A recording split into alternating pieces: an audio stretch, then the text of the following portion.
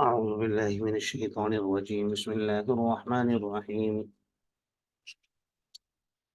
شهر رمضان الذي أنزل فيه القرآن هدى للناس وبينات من الهدى والفرقان صدق الله العظيم. وقال النبي صلى الله عليه وسلم من قام وصام رمضان إيمانا واحتسابا غفر له ما تقدم من ذنبه أو كما قال عليه الصلاة والسلام.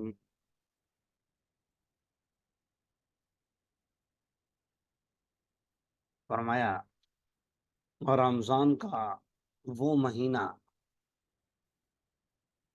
جس میں قرآن پاک کو نازل کیا گیا، شہر رمضان الذی انزل فیہ القرآن، رمضان کا وہ مہینہ جس میں قرآن پاک کو اتارا گیا، نازل کیا گیا، جو ہدایت ہے لوگوں کے لیے، وبینات من الہدی والفرقان، اور واضح آیات ہیں ہدایت کی اور حق اور باطل کے درمیان فرق کرنے کی۔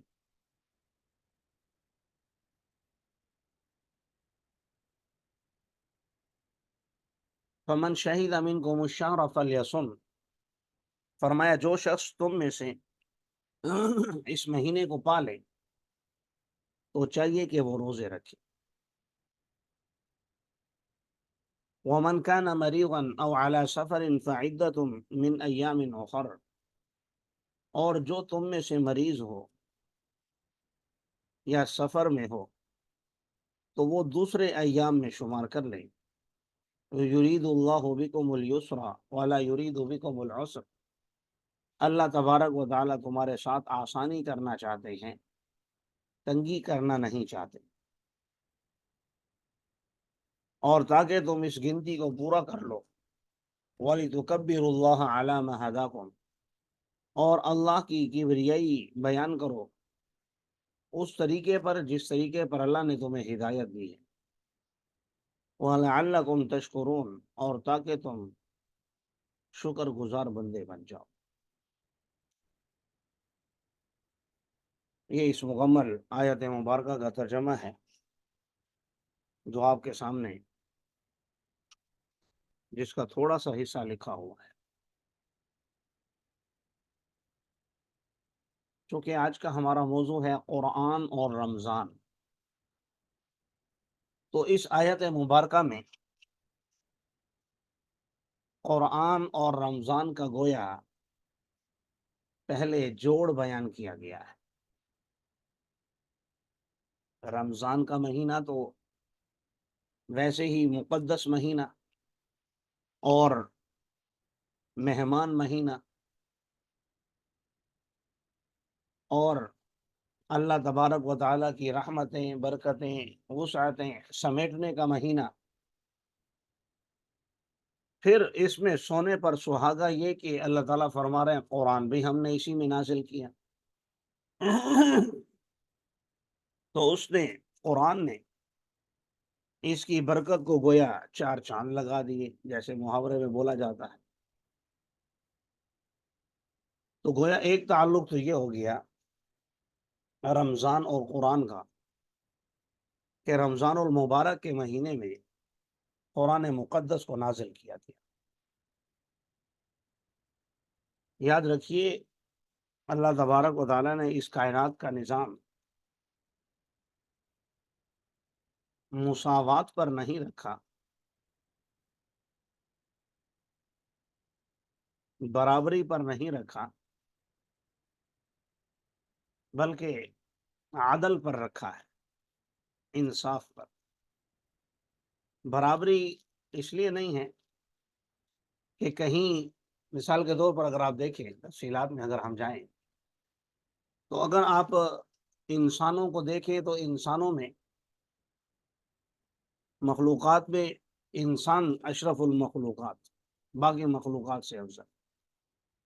फिर इंसानों में अफजल मखलूक जो है आप सुनते हैं ताबीन, फिर ताबीन से भी अफजल सहाबा कराम रिज़वानुल्लाहि अलैहिम अजमईन, फिर सहाबा कराम से भी अफजल अम्बिया अलैहिमुस्सलातु वस्सलाम। अच्छा, फिर अम्बिया भी सब बराबर नहीं। तिलका रुसुलु फज़्ज़लना बाज़हुम अला बाज़, फरमाया हमने रसूलों में भी बाज़ को बाज़ पर फजीलत दी है। तो उसमें लिखा है कि अम्बिया में फिर सबसे अफजल 5 पैगंबर, जिसमें गालिबन हज़रत आदम अलैहिस्सलातु वस्सलाम, हज़रत इब्राहीम अलैहिस्सलातु वस्सलाम और हज़रत मूसा अलैहिस्सलातु वस्सलाम और आप सल्लल्लाहु अलैहि वसल्लम और हज़रत नूह अलैहिस्सलातु वस्सलाम का नाम जिक्र किया जाता है। अच्छा, फिर इन 5 पैगंबरों को भी बराबर नहीं, इनमें भी सबसे जो मुकद्दम हैं, सबसे जो अफजल हैं, वो मोहम्मद अरबी सल्लल्लाहु अलैहि वसल्लम है। इसी तरह अय्याम में आप देखें तो साल में 12 महीने हैं, 12 महीनों में अल्लाह ताला ने 4 महीनों को मोहतरम करार दिया है, ज़िलक़ादा, ज़िलहज्जा, मुहर्रम और रजब। फिर इनमें जो अफजल महीना करार दिया वो रमज़ानुल मुबारक का मेहमान महीना। फिर रमज़ानुल मुबारक के महीने में वैसे तो सारा महीना ही बरकतों वाला, लेकिन इसमें आखिरी अशरे को फजीलत ज़्यादा है। फिर आखिरी अशरा भी बराबर नहीं, उसमें जो ताक़ रहते हैं उन्हें ज़्यादा फजीलत हासिल है। फिर जो ताक़ रहते हैं वो भी सब बराबर नहीं, उनमें जो शब कदर है, जो आमतौर पर हमारे यहाँ 27 की रात को समझा जाता है, तो जो शब कदर है वो सबसे अफजल है, क्योंकि उसी में कुरान पाक को नाजिल किया गया। बताना ये मकसूद है कि इस महीने का एक एक लम्हा, एक एक ज़र्रा, एक एक सेकंड हमारे लिए कितना कीमती है और कितना अहमियत का हामिल है, और उसमें हम कितना अल्लाह का कुर्ब हासिल कर सकते हैं। तो ये हमारे लिए ज़रूरी है कि हम अल्लाह का कुर्ब हासिल करें, जितना हो सके, जितना हो सके अल्लाह का कुर्ब हासिल करने की कोशिश करें।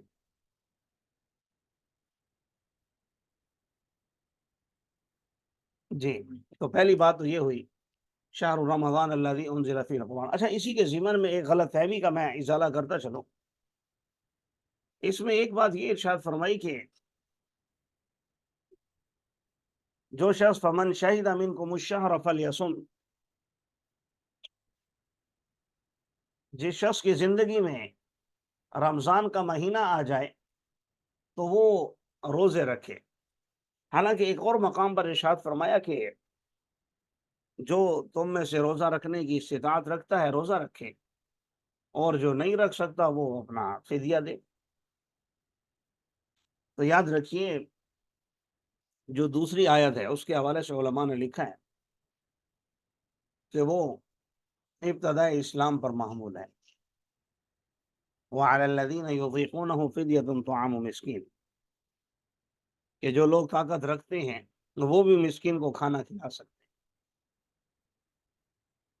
तो वो आम नहीं है, सबके लिए नहीं है, बल्कि वो फ़कत उन लोगों के लिए थी इब्तिदाए इस्लाम में जिनके पास पैसा ज़्यादा था, रोज़ा रखना मुश्किल था, तो चलो तुम पैसे दे दो।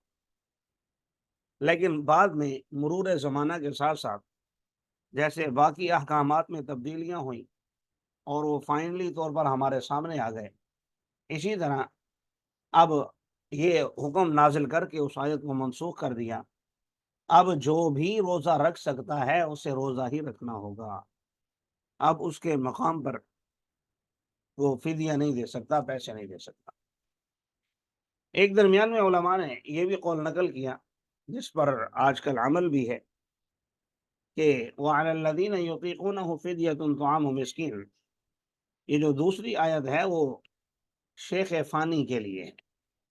شیخ فانی سے مراد ایسا بوڑھا آدمی جو جسے اب روزہ رکھنے پر قدرت بھی نہیں ہے اور دوبارہ زندگی کی توقع بھی نہیں ہے، یعنی ایسا بھی نہیں ہے کہ میں ٹھیک ہو جاؤں گا اور روزے رکھا کروں گا، ایسا بھی نہیں۔ تو فرمایا کہ ایسا شخص پھر فدیہ دے سکتا ہے، کیونکہ اب اس کی مجبوری ہے، عذر ہے۔ بہرحال یہ تو ایک مسئلے کی بات ضمن میں نے عرض کر دی۔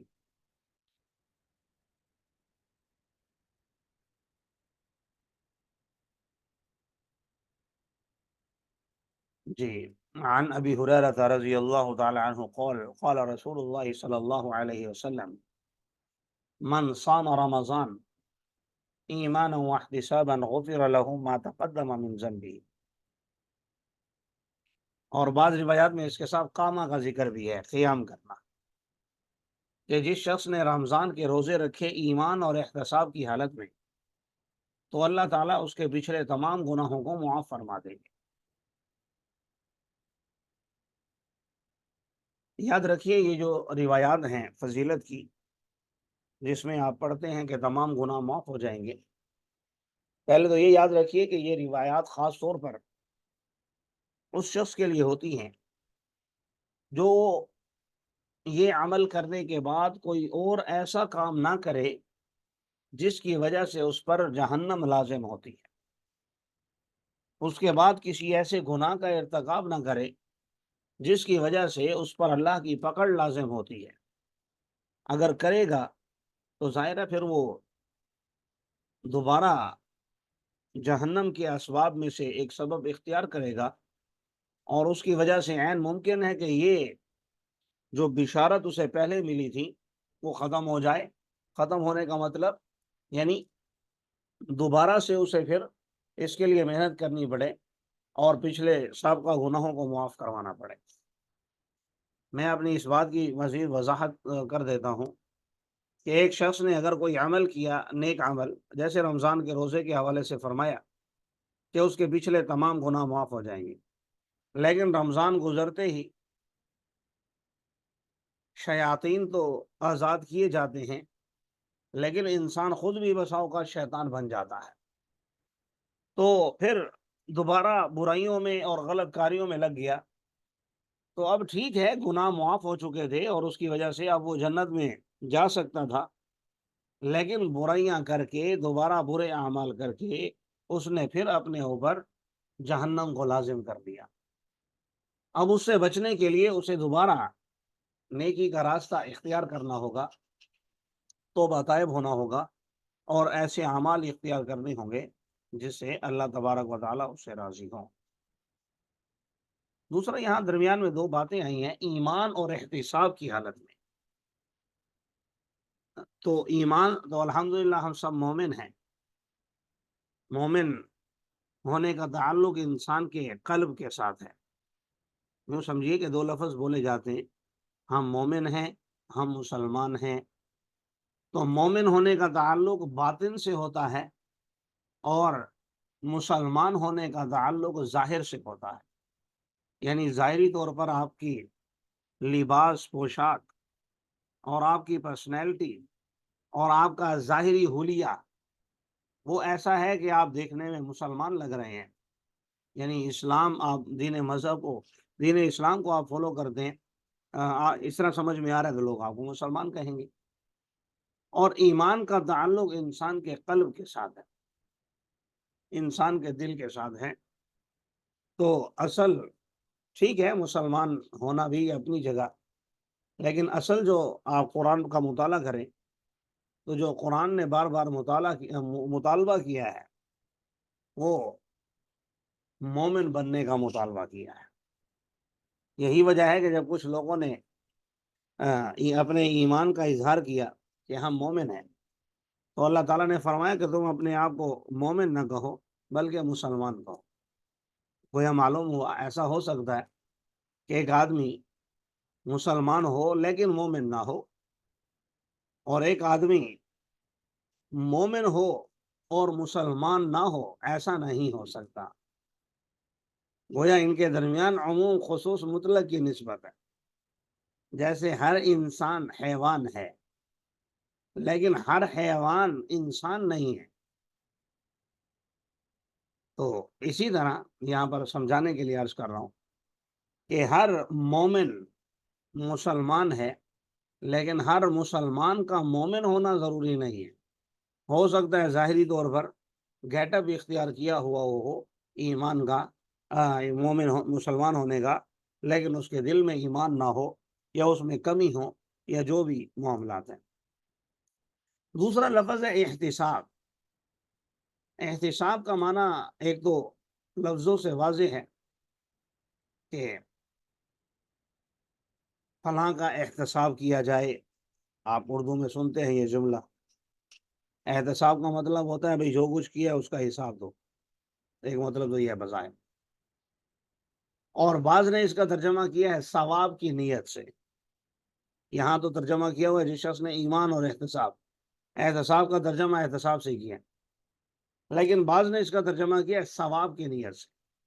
جو شخص رمضان کے روزے رکھے ایمان کی حالت میں اور مقصد اس کا کیا ہو، ثواب کی نیت سے اللہ کے لیے، وہ بھی ٹھیک ہے، لیکن میں اس کی تہ میں آپ کو پہنچانا چاہتا ہوں وہ یہ ہے کہ دو چیزیں ہوتی ہیں، ایک ہوتی ہے نیت اور ایک ہوتا ہے احتساب، اور اسی کے لیے بخاری شریف میں حسبہ کا لفظ بھی استعمال ہوا ہے، ہا سین با آگے پھر ہا، تو حسبہ اور احتساب یہ ایک ہی چیز ہے۔ تو دو چیزیں ہیں، میں عرض کر رہا تھا نیت اور احتساب۔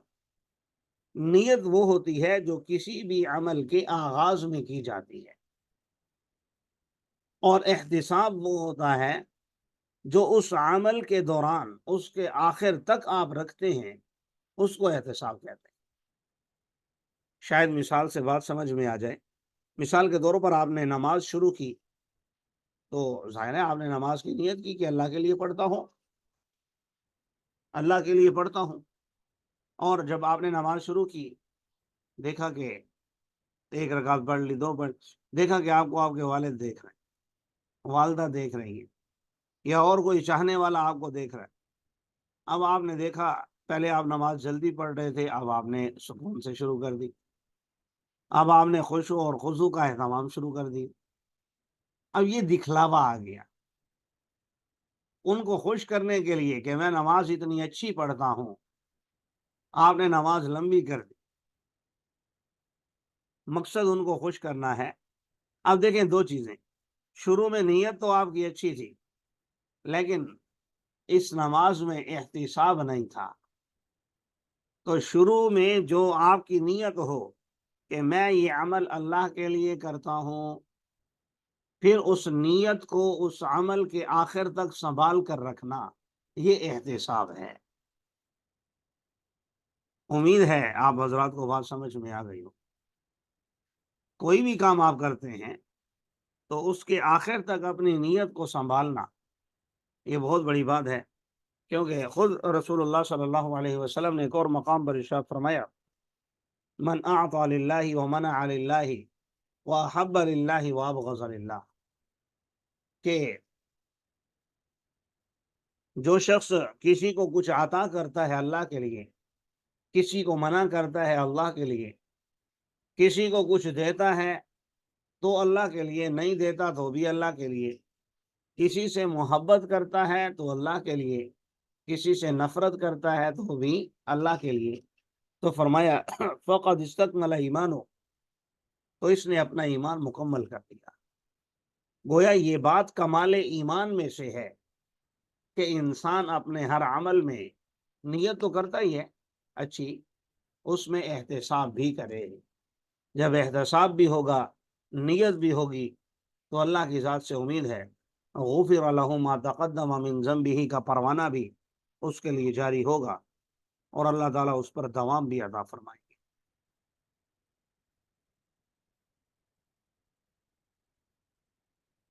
اس کے موضوع کے تحت عنوانات آپ کے سامنے ہیں۔ فضائل رمضان،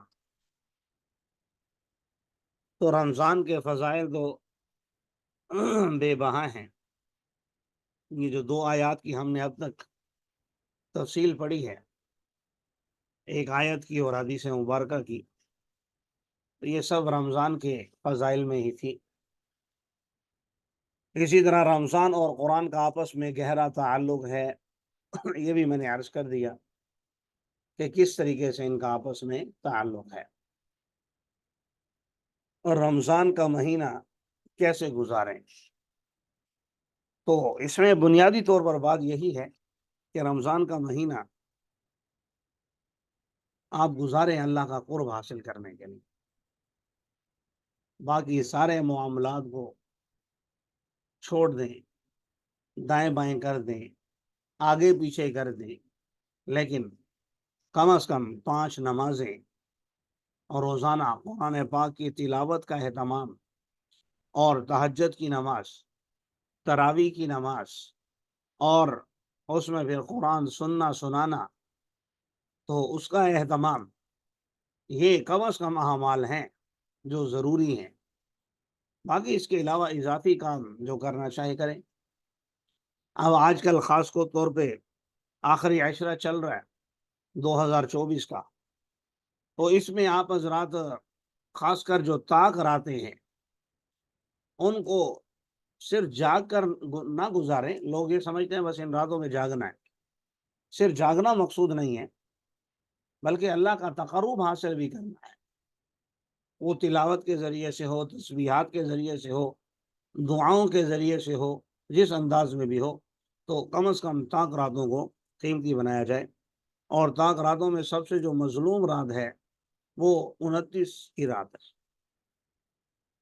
اس کو تو لوگ سمجھتے ہیں شاید یہ لکھی ہی بازاروں کے لیے گئی ہے، لوگ بازاروں نکل جاتے ہیں بھئی ہم نے شاپنگ کرنی ہے، بلکہ میں تو یہ سمجھتا ہوں کہ آخری عشرہ ہی ہم لوگ اپنا شاپنگ میں ہم گنوا بیٹھتے ہیں۔ حالانکہ یہ تو مہمان مہینہ ہے، اب جانے والا ہے، اب اس کے لیے اہمیت زیادہ اختیار کرنی چاہیے تھی، تو زیادہ کے بجائے ہم لوگ جو کر رہے ہوتے ہیں 20 دنوں میں، اس میں بھی کمی آ جاتی ہے۔ تو بہرحال اس کا خیال کیا جائے۔ ساتھ ایک اور عنوان ہے کہ رمضان اور صحت۔ اختصار سے میں سب پر عرض کر رہا ہوں، تفصیلی بات میں نے عرض کر دی ہے، وقت مختصر ہے، تو بھئی اس میں صحت کا خیال رکھنا چاہیے۔ بالکل اپنی صحت کا خیال رکھنا ہے، اس کا بہترین طریقہ یہی ہے کہ سحری بھی کم کی جائے، افطاری بھی کم کی جائے۔ لوگ یہ سمجھتے ہیں کہ بھئی سحری میں اتنا کھانا ہے کہ کم از کم افطاری تک ڈکار آتے رہے، اور افطاری میں پھر اتنا کھانا ہے کہ صبح تک پھر حالت جو ہے خراب رہے۔ تو بھئی اللہ تعالیٰ کے ہاں یہ مطلوب نہیں ہے، مقصود نہیں ہے، یہ کوئی رضامندی کا سبب نہیں ہے۔ تو اپنی جانوں پر بھی رحم کیا جائے، جتنی طبیعت برداشت کرتی ہے اتنا کھانا چاہیے، اور کھانا ضرور چاہیے، اس سے میں منع بھی نہیں کر رہا۔ نبی کریم صلی اللہ علیہ وسلم کی حدیث ہے المؤمن القوی خیر من المؤمن الضعیف، کہ اللہ تعالیٰ کو طاقتور مومن پسند ہے کمزور مومن کے مقابلے میں۔ تو ہونا چاہیے، اس میں تو کوئی شک و شبہ نہیں، لیکن اتنا زیادہ بھی نہیں کہ انسان کے لیے پریشانی کا سبب بن جائے۔ اللہ تعالیٰ ہمیں عمل کرنے کی توفیق عطا فرمائے۔